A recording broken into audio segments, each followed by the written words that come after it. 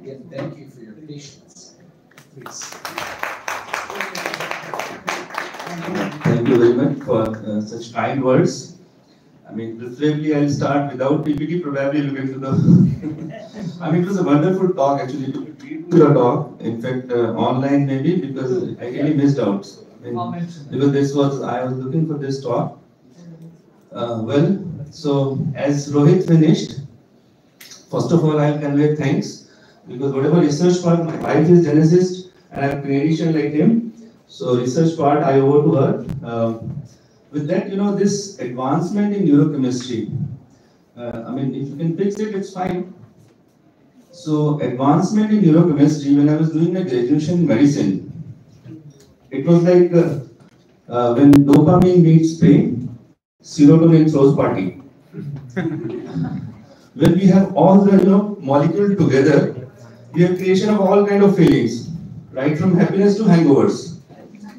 So that was neurochemistry for us when we were graduates. Neurochemical diseases. Well, diseases, it's something like when brain throws a curveball, all the neurotransmitters, they play hide and seek, and they go all in wrong places, in wrong directions. So that was how I used to look at it. So, well, we all know that, today, neurotransmitters, there's been a lot of advancement in the last 2 decades or so. There has been a lot of, treatment breakthrough. And, can you get that? Well, so, bear with me. Okay, so anyway, I'll just go on, whether they are able to provide me PPT or not. So anyways, so, first of all, we had like, I'll be confining to my time limits. Let's say we did a research project almost in 500 normal people, kind of yoga practice, which is 12 weeks intervention for 1 hour every day. We had a surge of serotonin and dopamine by 3-fold. So that was very interesting because these neurotransmitters do not pull them. If the level goes up, receptor goes down. If the level goes down, receptors goes up. So anyway, so this was the background in healthy individual, how the neurotransmitter works, and we are all here because of chemicals playing in our brain. Well, interestingly, the whole thing, I mean, let me start with a simple example. A young female working in a multinational office, she's doing very well in her office. Suddenly, she starts, I have modified everything because I don't have PPT, so I'll be slightly less organized, but I'll try to make you understand what it is. Well, so she starts having forgetfulness. She starts fighting with a colleague over the last 2 weeks or so. She had some conflict with boyfriend. So everybody sees, she's having some mental problems, and she visited a psychologist, then a psychiatrist, and she underwent many drug treatment and psychotherapy and hypnotherapy sessions. And those of you who watch movies, there was a Hollywood movie, Pain on Fire.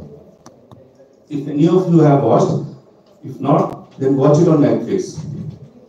So recent onset neuropsychiatric problems without any, because the important thing is to recognize these ailments because mostly they are diagnosed like mental problems because of some psychiatric illness.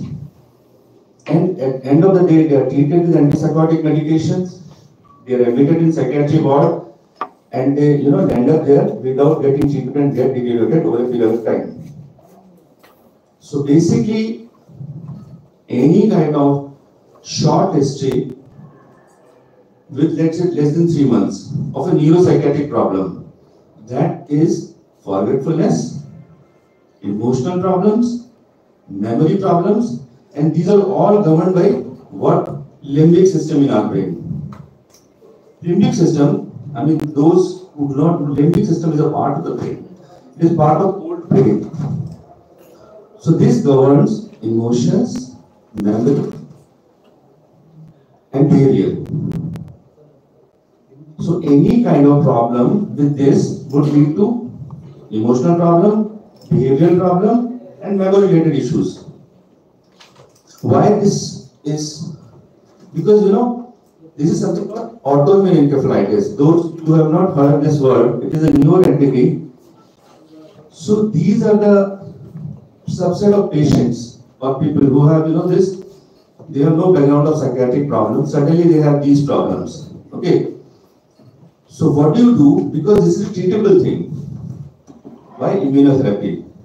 But you are not diagnosing them in time, and by the time other features comes in, it is too late to treat them. So if you diagnose them within first month or so, you can actually treat them well.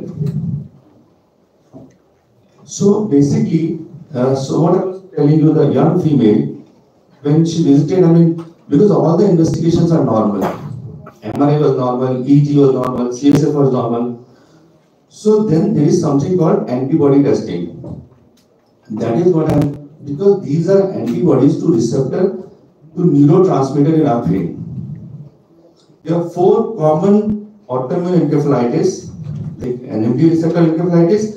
I would have shown you all these things, but since it is not working, another is GABA receptor encephalitis, then you have LG1 receptor encephalitis, then you have Casper encephalitis. So all these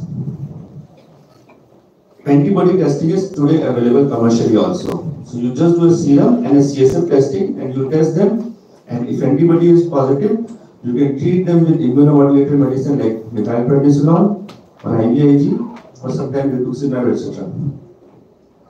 Well, let's say you have another elderly female who has occasional problem in identifying family members. Okay, sometimes she identifies, sometimes she does not identify. She is occasionally incontinent for urine. What happens? She was treated because typhoid was positive. She had some low sodium. In our country, everybody has typhoid positive. So she was treated for typhoid and she kept on deteriorating. So here, the clue is she has low sodium. Again, as I said, limbic system. Limbic system is the part of brain which controls emotion, memory, and behavior.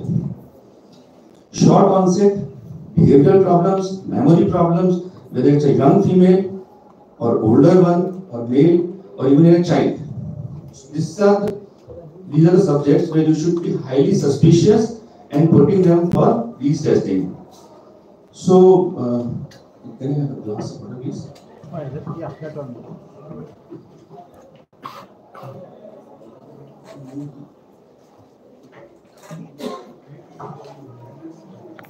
Anyways, I'll have 5 more minutes. So, whole idea of telling this whole story is, so this female, again, she was in ICU, she kept on deteriorating, she was treated with anti-typhoid medicines, and actually this is a very underdiagnosed entity, whether in US also. This is a very underdiagnosed entity. So the simple thing is you do, because nowadays we have antibody testing, and you can do in serum also, in CSF also. So you diagnose them, treat them, and most of them recover. Okay. So autoimmune encephalitis, and another term I use, limbic system. Remember these 2 words today, because limbic encephalitis, there was in First World War. In 1918, there was something called Spanish flu. That was H1N1 in the first pandemic. We recently encountered COVID. First pandemic was Spanish flu, where there was interesting disease emerged called born encephalitis. That was probably first autoimmune encephalitis, but at that time testing was not available. So it claimed 17 million lives, almost same as the life was claimed in World War I. So that toll was similar. Okay. So autoimmune encephalitis, limbic system or limbic encephalitis, there are 2 causes. One is idiopathic, which means you have antibody positive. Other is in association with cancer. So that's called paraneoplastic encephalitis. And these are associated with cancer, they have a poorer prognosis. While limbic encephalitis, which is idiopathic in origin, they have a better prognosis. So it is very important the whole idea of telling you this whole story, that was this movie Brain on Fire. There was another movie, Awakening. Why this is so important in society to see these movies sometimes? Because these patients are otherwise not diagnosed by medical fraternity also. Because in Brain on Fire, the lady was Suzanne. She was like 45-year-old female. She herself produced that movie also to just create awareness. She suffered a lot because of that. She was put in a psychiatric ward, treated with that, and finally at that time she was diagnosed with a brain biopsy because the movie was made somewhere around 2008. So nowadays you don't need even brain biopsy to diagnose these things, and you have treatment for that. 80% they do respond. So again, this is because of advancement in neurochemistry. So you have antibody, as I said, 4 syndromes I told you. Another thing, GABA and glutamate. GABA is major inhibitory, neurotransmitter in our brain. If you have GABA encephalitis, first thing that comes to your mind is patient will start, somebody was telling about showing seizures, fits. So sometimes you have such uncontrollable fits called super refractory status epilepticus, which are not controlled by any seizure medicine. Even if you give general anesthesia to the patient, it is not controlled. So this is how it is. So here you have a GABA receptor, because it was not known earlier. GABA receptor encephalitis is recent thing. So you treat them with immunomodulator medicines rather than anti-epileptic or other medicines. I can, sir, I can have 3 minutes more. Is it okay?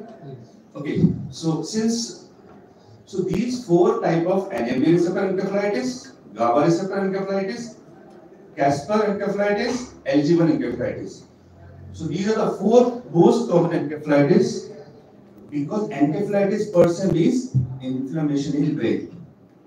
Okay. Any inflammation, as Dr. was discussing about dengue, these are not infectious problems. When it affects your brain, it's cerebral malaria. So you have an etiology for that. Non-infectious or autoimmune encephalitis, usually they will not present with fever and headache and all those things. They will have some subacute presentation with memory, behavioral issues and like that. They are immunocompetent people, obviously. So, having said that, autoimmune encephalitis is a rare disease. Infectious encephalitis are more common. So, before you label anybody as infectious encephalitis, you have to rule out all kind of infection. Today, life is very easy for clinicians.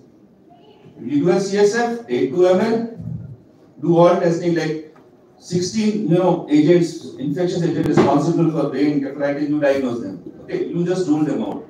Because if you, in India, tuberculosis meningitis is very common, but if you diagnose an autoimmune encephalitis in an Indian patient, it is a catastrophe. So having said that, because MRI is many times not helpful in the beginning. MRI becomes positive 2nd month onward. Right? What you are going to see in MRI, as I said, is a limbic system involvement. So you will see some changes in the limbic system, so limbic encephalitis.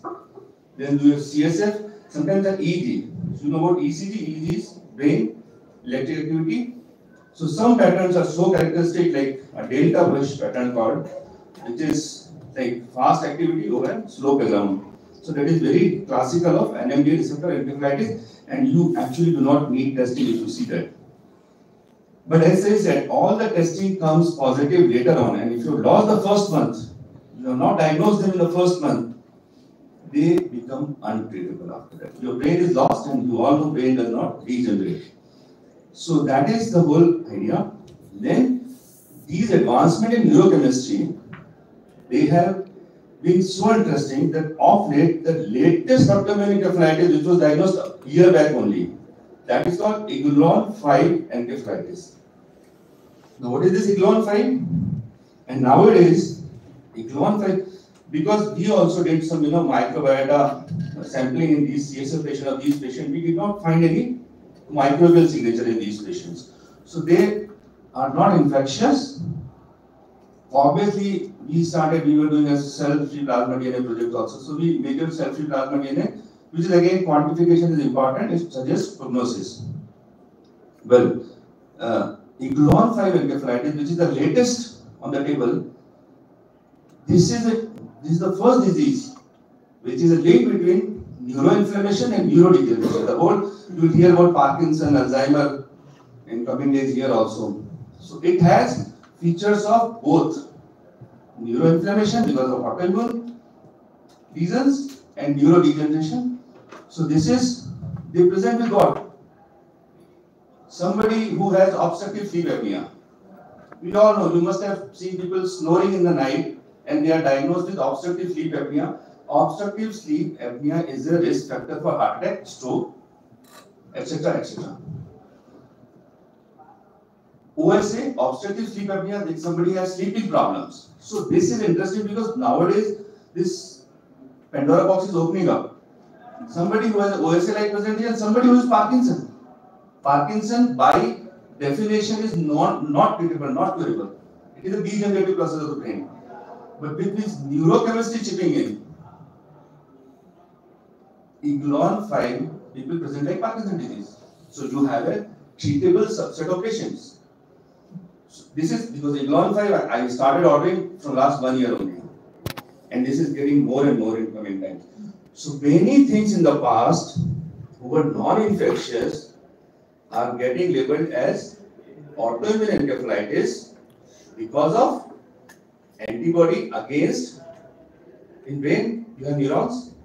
If you have antibody against a protein inside the neuron, these are intracellular antigens, and you have antibody against them, they invariably end up having a cancer in the future. So that is paraneoplastic. I told you two type of, one is idiopathic, other is paraneoplastic. What I am trying to make you understand today, a very basic thing, if there is antibody against anything, any protein inside the cell, it is going to be a paraneoplastic encephalitis in the future. And testing is immunoglot.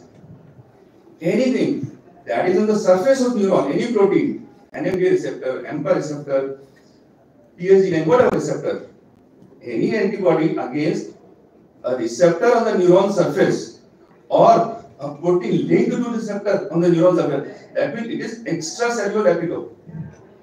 Once it is extracellular, to a surface antigen, to extracellular epitope of an ion channel, whether it is your inotropic, metabotropic receptor. So if you have antibody against them, that is antibody mediated pathogenicity, and these are treatable. That is what it is. So you have neuronal damage which is reversible if you have extracellular antibodies. So this is how, you know, all your so-called neurodegenerative disorders, many other things will get, you know, change in treatment in times to come. So this is the whole idea that, you know, neurochemistry has helped us immensely in these patients. So this is very important. Last thing which I would like to say, you all have a stroke. Stroke, in India we call it lakwa, paralysis. We do not have any biomarker for stroke anywhere in the world today. It's not in India, anywhere in the world. Stroke is diagnosed by MRIs, CT scans or history. Most importantly, history. Somebody who has a paralysis is telling you, I have a stroke, treat me. So what do you do for these patients? In India, where MRI is not available in remote, distant areas, you know, MRI is costly also. Every place will not have MRI. So this was the project of university that we started quantifying cell-free plasma DNA. Again, neurochemistry. Cell-free plasma DNA, every cell has DNA. Once the neuron is breached, DNA will get released into peripheral circulation. There is breach in blood-brain barrier. So cell-free plasma DNA gets higher than, that was the project research done through PCR, correct? So a PCR, a testing of cell-free plasma DNA would cost you like 100 rupees, maybe $1. So this is as cheap as this. You can have prognosis. Why prognosis of stroke is important? If it's more than 10,000, patient is invariably going to die. Because in stroke, modern treatment is what? As he was saying, intervention is what? You have a stroke, you have a blockage in your brain artery, you open the vessel. Opening of vessel is through what? You put a stent, entangle the thrombus, take it out. So mechanical thrombectomy costs you 3 lakh rupees in India. But with the cell-free plasma DNA, you know whether I need to do it or not. So it is not only prognostic, marker, it also optimizes your treatment plan and saves a lot of money. Because in brain, unlike heart, in heart we put stent right and left. But if you open the artery in the heart, it is not going to cause hemorrhage. But in brain, if you open an artery and brain is already gone, you will produce hemorrhage in the brain. So you really need to optimize your treatment plan. So centric pharmacokinesia is one thing which we published also, and that came out very well actually for a country like us. So this is, I think, I thought that neurochemistry has helped us in so many things, and hopefully I was clear in what I was with convey. Yes, sir. That's great, thank you. So I think I'll finish here. Thank you very much. Thank you so much, Dr. Vajpeyee. It's wonderful, and apologize for the lack of the audio visual. So we're finished with the session. I want to, first of all, thank all the speakers. I think you did a great job, despite having some issues here with timing and the audio visual. So again, thank you for your contributions. Some of you who want to continue the discussion, the speakers will be around during the lunch, and there's a lot that they did not cover. We ran out of time because of a very late start. So please feel free to approach any of them. They're all nice people, I think. So except maybe this guy's.